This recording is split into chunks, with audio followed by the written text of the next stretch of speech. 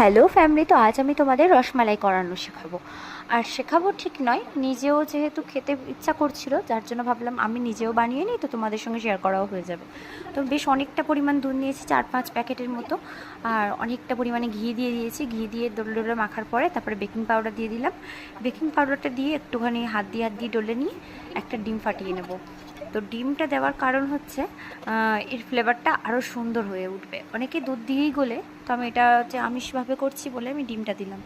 তো ডিমটা দিলে কিন্তু আলাদা একটা ফ্লেভার আসে, তোমরা করে দেখতে পারো দুরকমভাবে। আমি দুরকমভাবেই খেয়ে দেখেছি, তো আমার এটা বেস্ট লাগে ওই জন্য। তো আমি ডিমটা দিয়ে নরম করে একটা ডো মাখবো। নরম করে ডো মাখলে কী হবে, পরবর্তী সময়ে যখন আমি চাপা দিয়ে রেখে দেবো কিছুক্ষণ রেস্টে, মানে 5 থেকে 6 মিনিটের জন্য যখন রেস্টে রাখবো, তখন ওটা একটু টাইট হয়ে যাবে, তখন বল বল করতে সুবিধা হবে। তো আমি এখানে দুধ আর মানে তোমার গরুর দুধ দিয়ে দিয়েছিলাম, তারপরে মিল্ক পাউডার দিয়ে দিয়েছি। তারপরে এখানে ঘি নিয়ে হাতে লেচি করে নিয়েছি।